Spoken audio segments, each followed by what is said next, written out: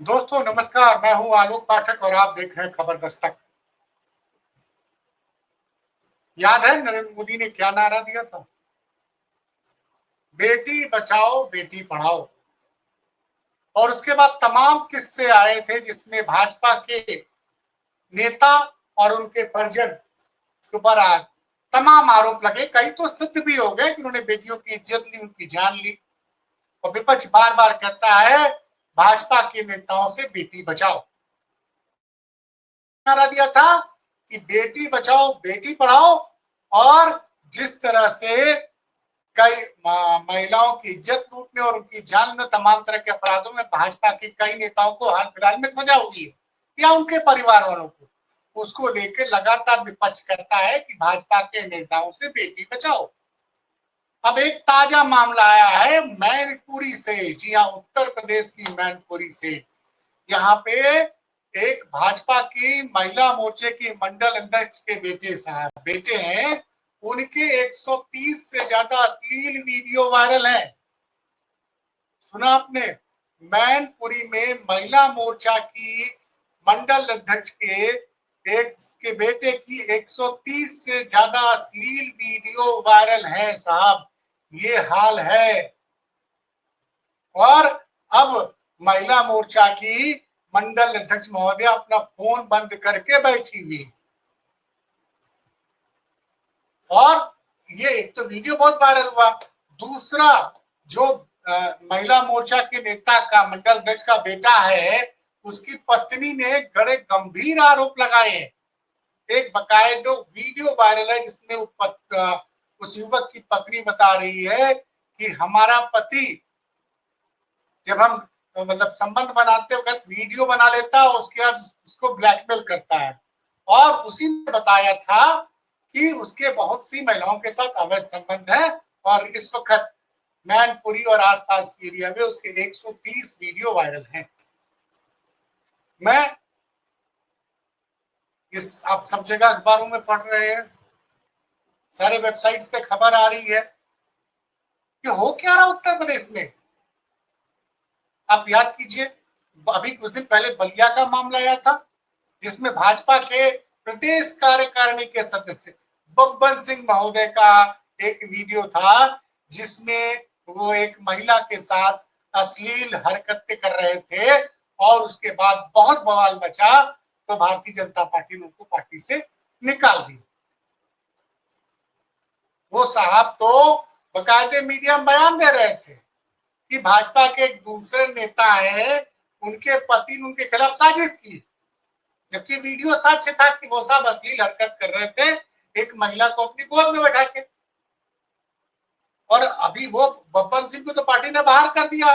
उसके 2-3 दिन बाद 12 अप्रैल का एक वीडियो वायरल होता है गोंडा जिले, जिसमें गोंडा के जिलाध्यक्ष महोदय रात के समय भारतीय जनता पार्टी के ऑफिस में आते हैं, उनके साथ एक महिला आती है और वो उसमें कुछ ऐसा वीडियो था जिसमें वो महिला को से गले मिल रहे थे। बाद में उस महिला ने वो वीडियो वायरल हुआ, बड़ा बवाल हुआ, उस महिला ने एफआईआर भी दर्ज करा दी। उसमें उस वीडियो के बारे में उस महिला का कहना यह था कि मेरी तबीयत खराब थी, मैं सीढ़ी पर चलते हुए फिसल गई थी, इसलिए वो अध्यक्ष महोदय मुझे सहारा दे रहे थे। खैर वो वीडियो वायरल हुआ, उसमें गोंडा के जिलाध्यक्ष महोदय को नोटिस दिया गया है 7 दिन के अंदर को जवाब देना। ये मैं उत्तर प्रदेश की कहानी आपको बता रहा हूं। और उसके अलावा अभी जो मंदसौर में हुआ मध्य प्रदेश में, मुंबई दिल्ली एक्सप्रेस पे सड़क पर अश्लील हरकत करते हुए भारतीय जनता पार्टी के एक नेता का वीडियो वायरल हुआ था। नेताजी गिरफ्तार भी हुए, 24 घंटे के अंदर उनको जमानत भी हो गई। और आज ही के दिन आपको याद होगा अर्पिता भंडारी नाम की एक लड़की थी जो उत्तराखंड में एक रिजॉर्ट में रिसेप्शनिस्ट की नौकरी करती थी, 19 साल की लड़की। और वो रिजॉर्ट किसका था? उत्तराखंड के भारतीय जनता पार्टी के नेता विनोद आर्या, जो कि भारतीय जनता पार्टी की राज्य सरकार में राज्य मंत्री थे, उनका रिजॉर्ट था। और उस रिजॉर्ट में वो लड़की नौकरी करती थी। तो उनके लड़के ने उससे कहा कि तुमको हमारे ग्राहकों को खुश करना होगा, और अर्पिता ने करने से मना कर दिया। खुश करने का मतलब तुमको उसके साथ शारीरिक संबंध बनाना पड़ेगा ग्राहकों के साथ, अगर ग्राहक कहेंगे तो। उसने मना कर दिया। तो पुलकित तारिया, नेताजी के बेटे, और उसके दो दोस्तों ने उस लड़की को नदी में फेंक के मार डाला, उसकी जान ले ली थी। खैर 2 साल 8 महीने बाद उसमें आज फैसला आया, और डिस्ट्रिक्ट कोर्ट ने वहां की पुलकित तारिया और उनके दोनों दोस्तों को आजीवन कारावास की सजा दी। तो ये लगातार, अब ये 130 वीडियो, अब इस पे भारतीय जनता पार्टी के सारे नेता खामोश। महिला मोर्चा की जो मंडल अध्यक्ष है उनका भी फोन बंद चल रहा है। समाजवादी पार्टी ने इस पे, मैनपुरी के जिलाध्यक्ष ने इस पे जबरदस्त रूप से अटैक किया है, और अखिलेश यादव ने इस पर बहुत बड़ी पोस्ट लिखी है। अखिलेश यादव का जो बयान है मैं पढ़ के सुना रहा हूं आपको, क्योंकि ये देखिए इसमें दरअसल समझिए, उत्तर प्रदेश में हर फ्रंट पे योगी सरकार बुरी तरह से फेल। अब योगी के लिए अपना कुर्सी बचाना बड़ा मुश्किल लग रहा है, बहुत ही मुश्किल लग रहा है। और ये सब चीजें सामने कब आ रही है? जब प्रधानमंत्री मोदी आज कानपुर में थे तो ये घटना सामने आई। कहीं से भी, किसी भी जगह से पूरी चीजें ऐसी लग रही है जैसे हालात योगी जी के हाथ से निकल गए। तो ये जो बात हो रही है ना कि मैनपुरी में भाजपा की महिला मोर्चा के मंडल अध्यक्ष के बेटे के 128 से ज्यादा वीडियो वायरल हो गए हैं, और अब ऐनी इस परिस्थितियों में योगी जी का अपना कुर्सी बचा पाना थोड़ा मुश्किल लग रहा है। एक तरफ छात्र लगातार टीचर की भर्ती के लिए भी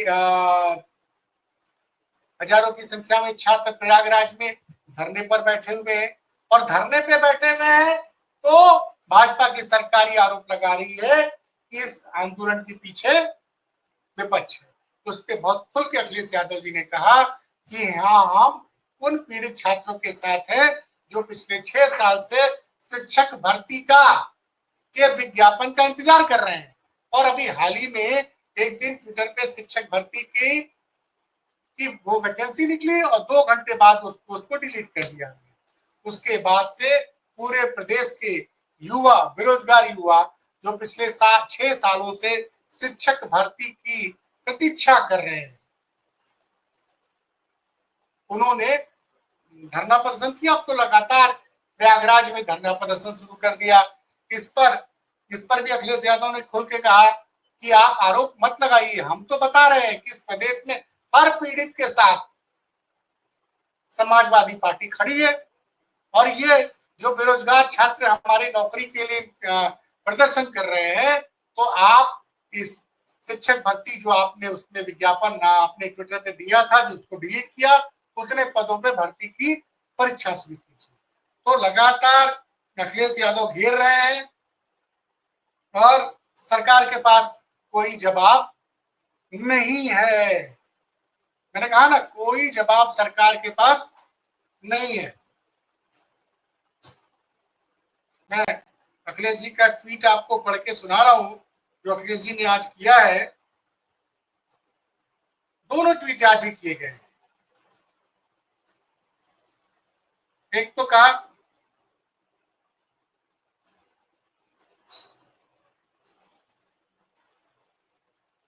भाजपा नेता उनके परिजनों के कुकृत्य सिलसिलेवार खुलासों की कड़ी में मैनपुरी से 130 वीडियो का महाभंडाफोड़। भाजपाइयों के कुख्यात कर्नाटक नेटवर्क से टक्कर लेता दिख रहा है। ये 130 वायरल वीडियो वाला मामला, ये खुलासा तो मैनपुरी के भाजपाइयों के घर से ही हुआ है, इसलिए इसका आरोप भाजपा के आईटी सेल विपक्ष पर भी नहीं डाल सकती है। ये हाल रहा तो महिलाएं भाजपाइयों के सायों से भी 4-4 हाथ दूर हटकर चलने लगेंगी। बड़ी बात कही है अखिलेश यादव ने कि यही हाल रहा तो महिलाएं भाजपाइयों के सायों से 4-4 हाथ दूर हटकर चलने लगेंगी और भाजपा की महिला में सन्नाटा छा जाएगा। कोई भी महिला अपने मान सम्मान की परवाह करते हुए भाजपा से दूरी रहेगी और उनके परिवार वाले भी उनको भाजपाइयों से दूरी रखेंगे। अब जनता को समझ में आ गया है कि भाजपा जब अपने को पार्टी विद द डिफरेंस कहती है तो किसी भी मामले में डिफरेंट है। इस क्षेत्र में भाजपा का कोई मुकाबला नहीं है, न इस मामले में कोई भाजपाइयों का मुकाबला कर पाएगा। इस क्षेत्र की महारत और काबिलियत भाजपा को मुबारक। भाजपा का नारी बंधन अभियान का सच क्या यही है? भाजपा में कोई है नारी का मन का आज नहीं चाहिए भाजपा। एक तो उस पर उन्होंने कहा है। उसके बाद जो बच्चे, सोचिए उत्तर प्रदेश में शिक्षकों के, सरकारी स्कूल के शिक्षकों में के लिए 6 सालों से कोई भर्ती नहीं है, उसके लिए छात्र अब आंदोलन कर रहे हैं। तो उस पर अखिलेश यादव ने दिन में लोगों ने आरोप लगाया कि इस आंदोलन के पीछे विपक्ष है। तो अखिलेश यादव ने साफ साफ लिखा कि भाजपाइयों को लग रहा है कि हर धरने प्रदर्शनी के, हर धरने महाधरने के पीछे हम हैं। तो इसका मतलब इस तरह समझा जाए कि हम बेरोजगार, हर पीड़ित, हर बेरोजगार, दुखी व अपमानित पीड़ित के रूप में हमारे साथ हैं और हम उनके साथ हैं। जब तक विज्ञापन नहीं तब तक समापन नहीं। जो पीड़ित है वही पीड़ित है। यानी जब तक सरकार शिक्षक भर्ती का विज्ञापन नहीं निकालती तब तक ये धरना जारी रहेगा और उसका समापन नहीं होगा। जो पीड़ित है वही पीड़ित है। और ये जो लगातार हो रहा है, जो कुछ भी हो रहा है, और जिस तरह से भाजपा के महिला कार्यकर्ता के बेटे के मंडल अध्यक्ष है भाजपा की मैनपुरी की, उनके बेटे के 137 वीडियो जो वायरल हुए हैं, उसके बाद से भारतीय जनता पार्टी के सारे नेता खामोश हैं। और अखिलेश यादव ने सही कहा कि अब महिलाएं भाजपाइयों के साय से भी 2-4 कदम दूर होकर चलेंगी। तो ये आज की स्थिति है। खबर कैसी लगी बताइएगा जरूर। बहुत बहुत धन्यवाद।